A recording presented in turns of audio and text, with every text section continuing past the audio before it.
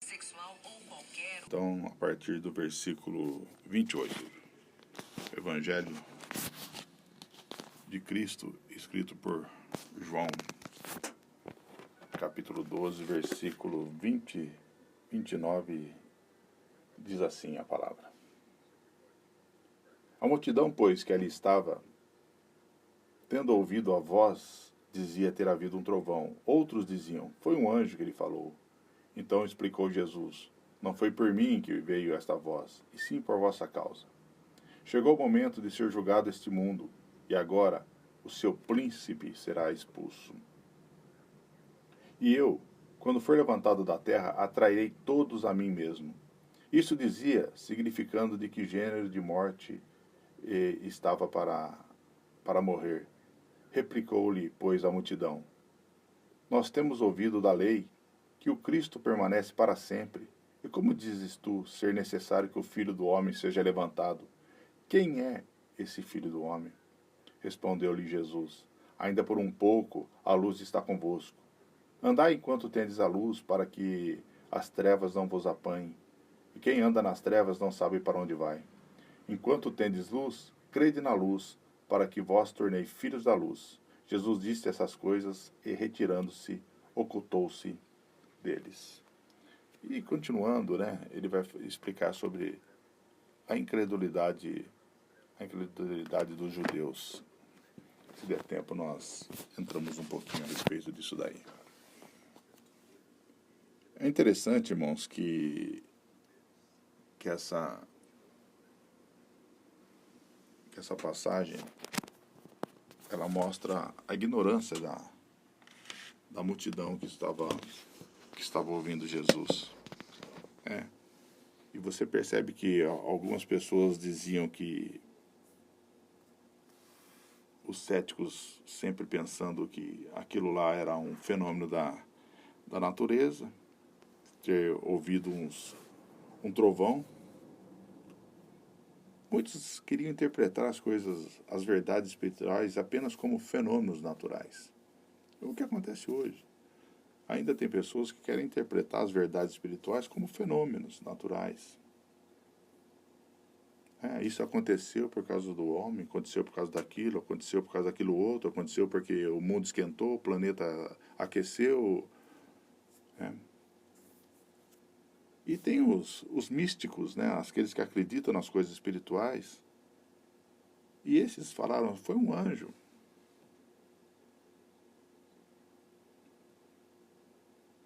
E na realidade nenhum deles entendeu que a voz era do próprio Deus. E essa é algo que nós temos que pensar hoje ainda, irmãos. Porque místico somos nós que acreditamos nas coisas espirituais, mas a interpretação das coisas místicas ela é importantíssima. Alguns ainda acreditam em revelação, que o anjo revelou, que revelou para um profeta. Acredita num continuismo dos dons espirituais, pessoais ainda, que vem deixando as pessoas infantilizadas quanto ao Evangelho, na ignorância daquilo que realmente é o Evangelho.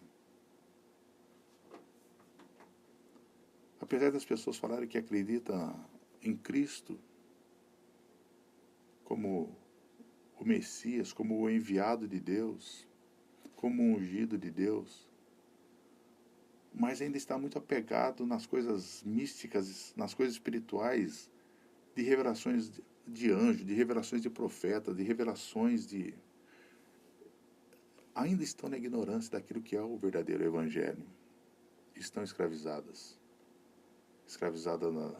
em denominações, escravizadas nos bico doce que gosta, que aproveitam a ignorância espiritual e depenam ou tiram todo a lã das ovelhas. Naquele momento que se mostrou, foi a causa, o porquê a voz de Deus apareceu. Não foi por causa de vocês. Era mais um testemunho para eles de que Jesus é Deus, da natureza divina de sua obra expiatória. Da natureza divina da obra expiatória. Guarde isso na sua mente.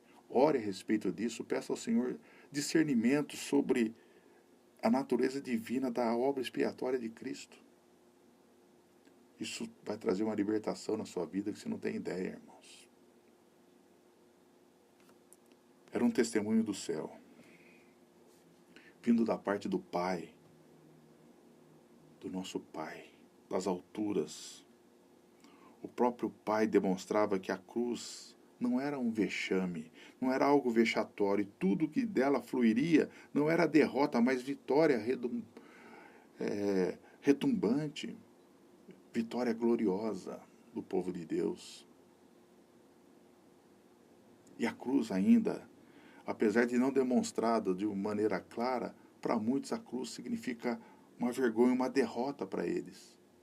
Por isso que a cruz não é lembrada e muitas vezes nem pregada.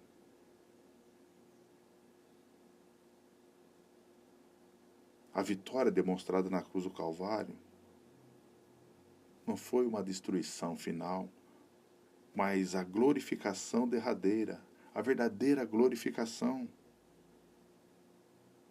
que trouxe várias implicações à glorificação de Jesus por sua morte.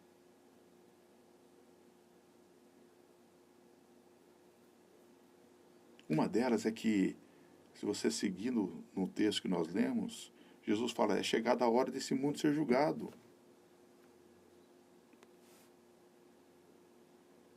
Na realidade, o mundo pensou que estava julgando Jesus.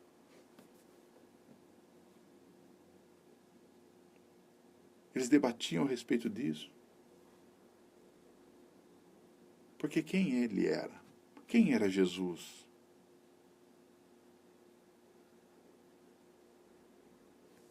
Mas de uma forma, irmãos, culminante, ou num ponto máximo e derradeiro, a cruz veio trazer libertação verdadeiramente ao povo de Deus. Na realidade, porém, a cruz é que estava julgando o mundo. A cruz é que estava julgando o mundo. Então, essa paixão, essa glorificação de Jesus significa tanto de uma forma positiva, como de uma forma negativa. Ela mostra os pontos bons e o ponto mau. E quando você entende isso, você vai compreender o Evangelho. Porque no que diz respeito ao mundo, é julgamento. É algo ruim, é algo negativo, é algo mau. Pois não pode haver mais esperança para aqueles que rejeitam a única pessoa cuja a morte, exaltação, é uma epifania. E quando você percebe isso, você vê que todas as coisas ficam esclarecidas.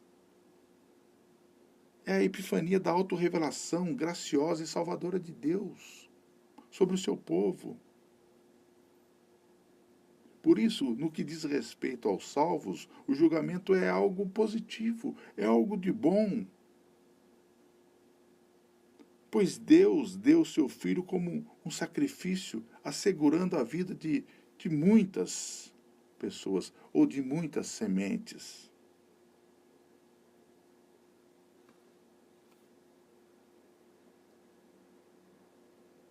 Então, quando você vê a morte, esse julgamento que a cruz trouxe, mostra o caráter nosso, mostra o caráter caído, revela o pecado a qual nós todos estávamos condenados.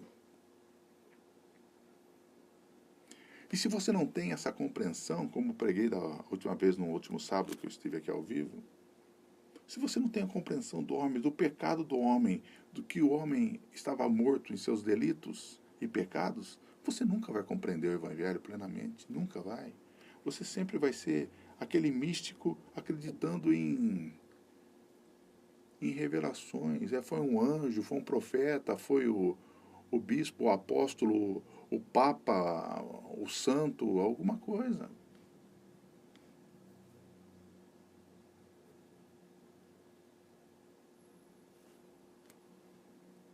O que demonstra essa paixão, a glorificação, demonstra que o príncipe desse mundo será expulso. Foi expulso. O príncipe desse mundo, Satanás, ele foi vencido, foi expulso. E como eu vejo hoje, irmãos, pregações ou igrejas que põem o Satanás no mesmo campo, na mesma altura de Cristo. Olha, Jesus te salvou, mas se você vacilar, Satanás vai e puf, arrebata você, tira você lá do reino do Filho do amor de Cristo. Você vacilou ali perto do muro da porteira, ele arranca você de lá.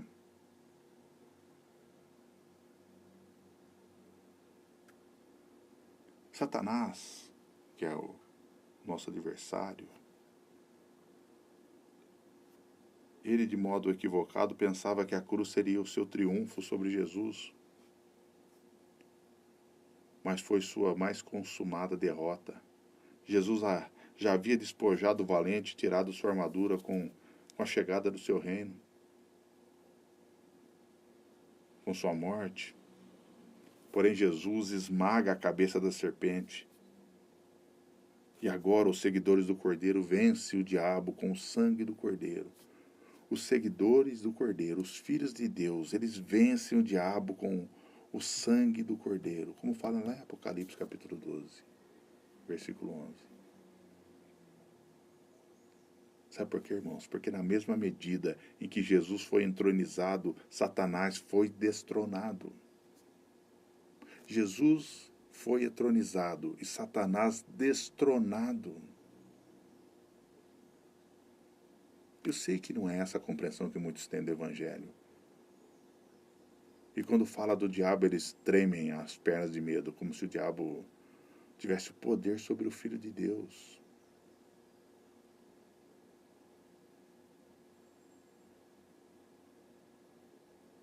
E eu sei, irmãos, que qualquer poder residual que o príncipe deste mundo ainda desfrute é mais adiante restringido pelo Espírito Santo, pelo Consolador. Lá em João 16:11, é uma passagem que todos conhecem e diz assim: do juízo, porque o príncipe desse mundo já está julgado. Tenho ainda muito que vos dizer, mas vós não os podeis suportar agora. Quando vier, porém, o Espírito da verdade, ele vos guiará a toda a verdade, porque não falará por si mesmo, mas dirá tudo o que tiver ouvido de vós e anunciará as coisas que hão de vir. E ele me glorificará, porque há de receber do que é meu e vou-lo há de anunciar.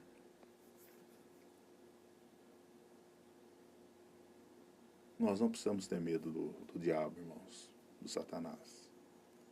Nós temos que ter temor a Deus, que é o princípio da sabedoria. Se você souber, se você tiver consciência do que aconteceu naquela cruz, você vai olhar para Jesus de maneira diferente e para o diabo de maneira diferente. Nada pode tirar um filho da mão de Deus. E quando ele fala que ele faz equivalência a ser levantado da terra, Jesus é equivalente a Jesus ser levantado da terra, essa glorificação, ela é algo que equivale a Jesus ser levantado da terra. Quando nós lemos isso no versículo 32 e 33, você vê que a morte expiatória de Jesus e sua exaltação, ela vem juntas. Se você pegar Filipenses capítulo 2, a partir do versículo 9, ele diz também que pelo que também Deus o exaltou sobremaneira e lhe deu o nome que está acima de todo nome, para que o nome de Jesus se dobre todo joelho, nos céus, na terra e debaixo da terra. Toda língua confessa que Jesus Cristo é Senhor, para a glória de Deus Pai. Compreenda isso na sua vida, irmãos. Ore a respeito disso.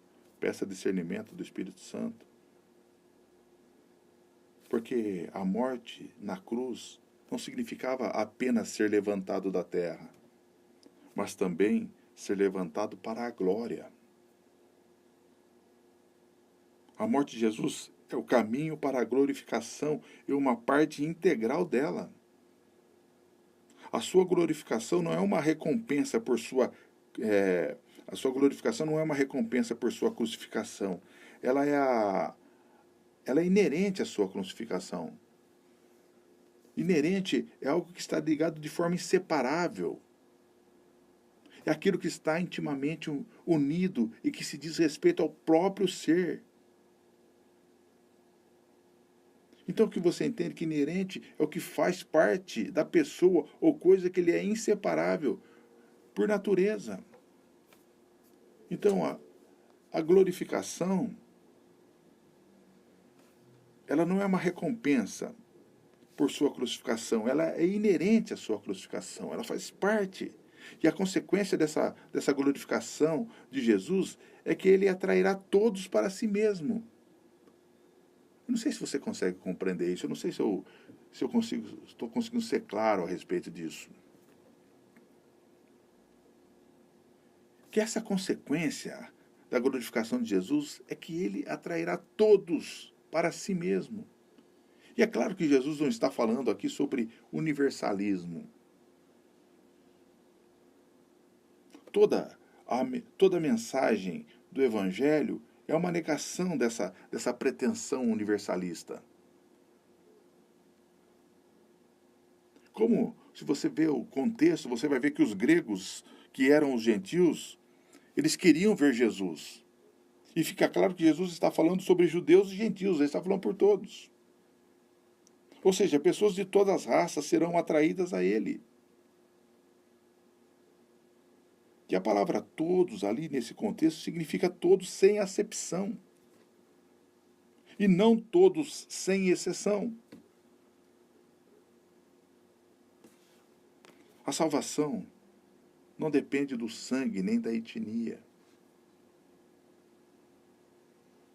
Jesus é o Salvador não apenas dos judeus, mas também dos samaritanos. Então, ele é Salvador de todo o mundo. Ele tem outras ovelhas que não são desse aprisco, como ele fala lá em João 10,16. Ele é o Cordeiro de Deus que tira o pecado do mundo. E quando nós falamos o fato de atrair todos os homens a Cristo, significa a expulsão do diabo. Ele perde seu poder sobre as nações. E um momento antes, os gregos tinham pedido para ver Jesus. Esse é precisamente o contexto. Ok. Esses gregos representavam as nações, eleitas de todas as nações. Eleitos de todas as nações, de todas as tribos, de todas as línguas, que viriam a receber ou a aceitar Jesus, da maneira que as pessoas gostam de colocar, mas de receber Cristo pela fé. Que a fé que é o dom de Deus, pela uma fé viva. E a fé viva só pode vir do Deus vivo, mediante a soberana graça de Deus. Então, por meio da morte de Cristo, o poder de Satanás sobre as nações do mundo é quebrado.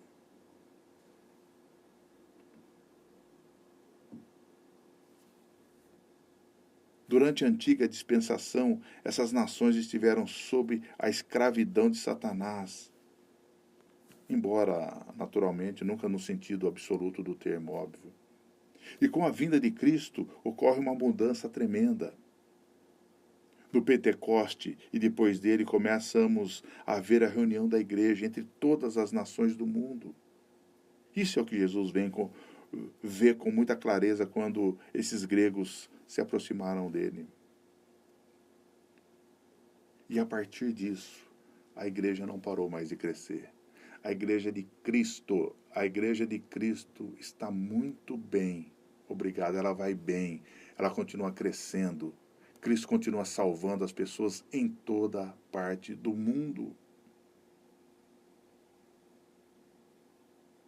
Denominações, irmão, pode ser que não esteja tão bem, mas a igreja de Cristo, a igreja mística de Cristo, ela continua a sua caminhada firme.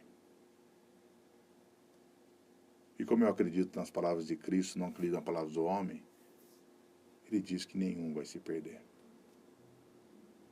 a não ser os filhos da perdição, a não ser o filho da perdição. Porque todos aqueles que o Pai deu a Cristo, de maneira nenhuma, ele vai lançar fora. De maneira nenhuma, ele vai lançar fora. Eu vou repetir, você guarda isso no seu coração. Jesus disse que todos aqueles que o Pai enviar a ele, de maneira nenhuma, ele vai lançar fora. Agora, você pode acreditar no que você quiser. Você pode acreditar nas suas decisões, nos seus posicionamentos. Eu creio na fé em Cristo Jesus, na palavra de Cristo, naquilo que Ele deixou como promessa, não naquilo que as pessoas interpretam como promessas e como revelações.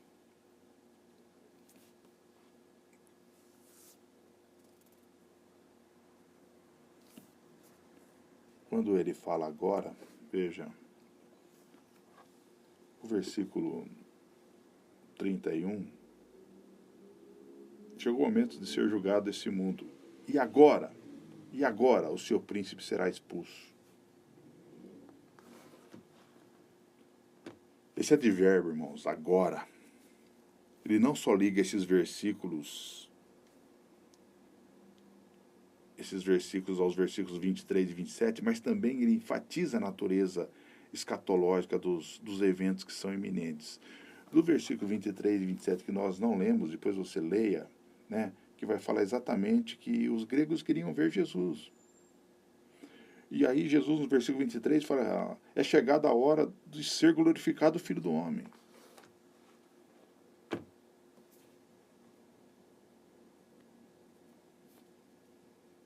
Então é algo que mostra a natureza escatológica dos eventos que são iminentes. O julgamento do mundo, a destruição de Satanás, a exaltação do Pai no Filho, do homem, a atração de homens e mulheres dos confins da terra, tudo isso poderia ser reservado para o fim dos tempos. Mas o fim dos tempos já começou. O fim dos tempos é desde a vinda de Cristo.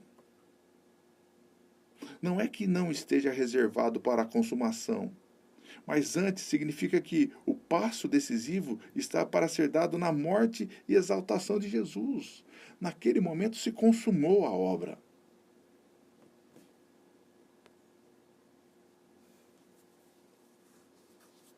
E o que marca para nós, no versículo 34, irmãos, é a cegueira.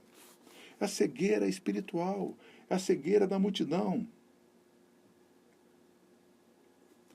Veja comigo lá. Replicou-lhe, pois, a multidão: nós temos ouvido da lei que o Cristo permanece para sempre. E como diz tu ser necessário que o Filho do Homem seja levantado? Quem é esse Filho do Homem? E essa é uma pergunta que é feita ainda nos dias de hoje. Quem é o Filho do Homem? Se você sair perguntando quem é o Filho do Homem, você vai ouvir respostas que vai deixar o seu cabelo em pé. Para quem não tem cabelo, vai deixar os pelos arrepiados. A multidão faz menção da lei, mas faz uma leitura errada da lei. Sabe por quê? Porque ele tem uma expectativa irreal do Filho do Homem. E tem muitos que ainda estão na lei, estão nas obras, estão naquilo que eles fazem. Eles têm uma expectativa irreal do Filho do Homem, porque eles acreditam que depende deles, eles acreditam que depende das obras deles, depende daquilo que eles fazem. E tentam, e tentam, e tentam, e ficam escravos e caem em depressão. Por quê? Porque estão presos em suas obras. Estão presos nas suas decisões. Aí vive um outro evangelho. Vive um outro evangelho. Deixa eu falar uma coisa para você, meus irmãos. A vida está aí. E ela não se apresenta, muitas vezes, da maneira que nós queremos, não. Ela não se apresenta no meio das nossas vidas, no meio daquilo que nós vivemos, aparecem tantas coisas que vai nos desagradar. E tem uma má notícia para dar para você, que vai ser dessa maneira. Você pode estar vivendo o melhor momento da sua vida hoje. Algo pode acontecer no meio do caminho que vai te trazer uma tristeza muito grande. E não adianta você bater na madeira 3 vezes. Não adianta. Não adianta você fazer oração forte para te blindar. Não adianta. Não adianta você vir com sincretismo, com lencinho, com copinho d'água, com... Quando eu vejo, irmãos, de verdade, não tem a ver com a pregação não, mas só para orientação, quando eu vejo atos proféticos, e a pessoa fala que tá, porque está na Bíblia, então se está na Bíblia tem que usar o ato profético. Eu nunca vi ninguém usar o que está na Bíblia, por exemplo, quando Deus mandou matar, exterminar uma nação inteira e matar até filho, criança, animais. Alguém falando assim, eu tive um ato profético seguinte, aquilo que é o meu inimigo, porque o inimigo deles é sempre algo, né, que não está dando certo. É o seguinte, tem um meu chefe lá, alguém, não vou nem falar, você está dando ideia, né? Então você tem que exterminar todo mundo porque Deus mandou exterminar. Mas não tem, só tem coisa boa. Põe sal, atravessa a porta, dá banho, desce 7 vezes em águas limpinhas, que não é nem do Rio Jordão. E assim vai. Mas... E aí as pessoas ficam presas nessas meninices, gospel. Meninices, infantilidade, infantis. Uns é porque não conhecem nada da Bíblia mesmo, e outros é porque são desonestos. E atrás dessas coisas sempre tem dinheiro. Mas voltando ao texto bíblico que nos interessa, que eu já nem lembro mais. Então eles têm uma expectativa irreal do Filho do Homem. Nessa leitura míope que fizeram da lei, não havia espaço para a morte do Filho do Homem. Por isso, interrogam a Jesus, quem é o Filho do Homem? Sabe o que estava acontecendo com os judeus ali, meus irmãos? Eles estavam na escuridão, numa densa escuridão. Não por falta de luz, mas por falta de discernimento espiritual. Hoje tem pessoas que estão numa densa escuridão. E não é por falta de luz, porque Jesus está presente.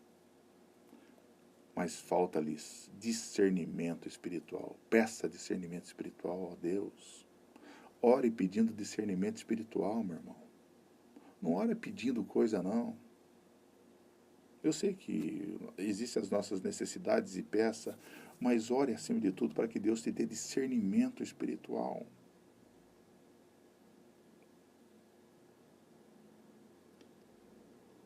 No versículo 35 e 36, onde vai falar das trevas espirituais e a luz da salvação, fica claro. Quem é a luz? O Filho do Homem é a luz do mundo, a luz da salvação. A imagem de luz e trevas aparece em várias partes dos relatos joaninos do Evangelho de João. Se você pegar um texto conhecido, que é o João 3,16 em diante, lá, que fala que Deus amou muito a maneira que foi o seu único Filho unigênito para todo aquele que crer não pereça, mas tenha a vida eterna. Continuando, ele vai falar, porquanto Deus enviou o seu Filho ao mundo, não para que julgasse o mundo, mas para que o mundo fosse salvo por ele. Quem nele crê não é julgado, o que não crê já está julgado. Porquanto não crê no nome do unigênito Filho de Deus. O julgamento é esse, que a luz veio ao mundo, e os homens amaram mais as trevas do que a luz. Por quê? Porque as suas obras eram más. E tem pessoas que acham que a obra dele é boa. Tem pessoas que acham porque ele ajuda os pobres, porque ele dá dinheiro, porque ele vai na igreja, a obra dele é boa. Só que no versículo 20 dá continuidade, pois todo aquele que pratica o mal aborrece a luz e não se chega para a luz, a fim de não serem arguidas as suas obras. E o que é essa palavra arguidas? Para que não sejam sentenciados, que não seja refutado. Porque geralmente com implicação de vergonha em relação à pessoa sentenciada, por meio de evidências condenatórias. Trazer à luz, expor. A luz brilhava e o povo deveria aproveitar essa oportunidade. Porque ali está a salvação. A salvação só vem por Cristo Jesus.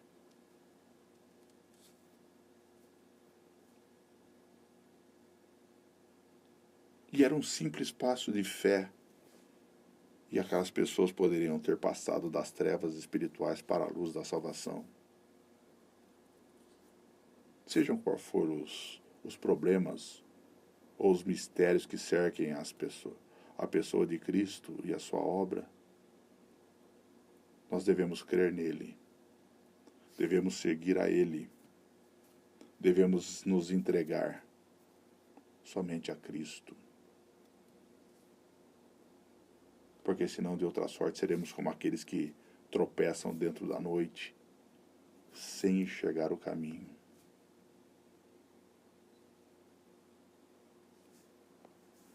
E a grande realidade, irmãos, que nós percebemos que se você quer ver Jesus, ele continua atraindo pessoas a ele. Talvez você seja, nesse momento, está sendo atraído a ele.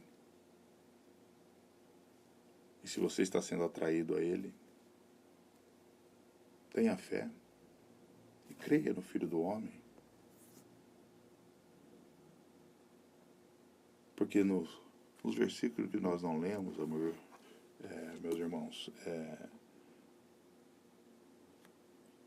ele vai falar sobre a incredulidade dos judeus.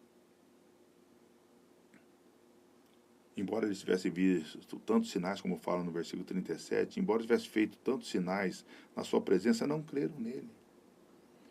Então não é porque você vê um monte de sinal que você vai crer. Porque essa realmente é uma obra do Espírito Santo de Deus. Você tem que crer que aquele que começou a boa obra é fiel para terminar. Se entregue a Cristo realmente. Se entregue a Cristo realmente e você vai perceber que as coisas vão mudar. Creia na sua palavra. Siga a sua palavra.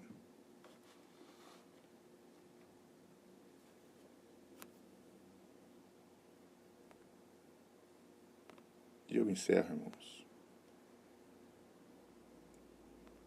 dizendo: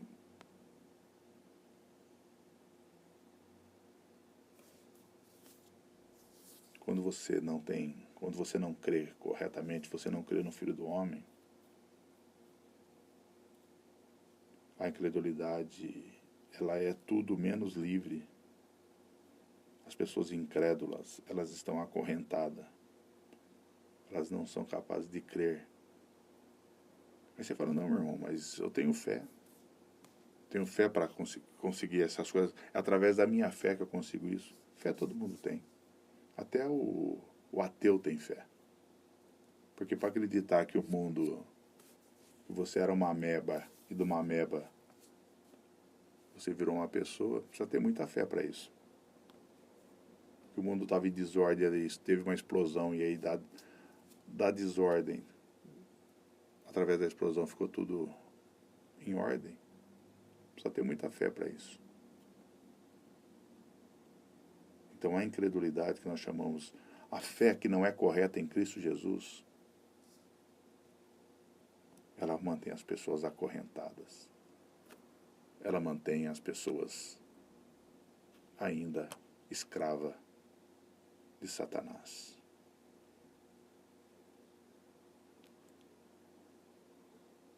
Novamente, se você está se sentindo atraído por Cristo, eu só posso dizer uma coisa para você. Vá até Ele. É na cruz do Calvário. O nosso socorro vem do alto, olhando para Cristo e este crucificado.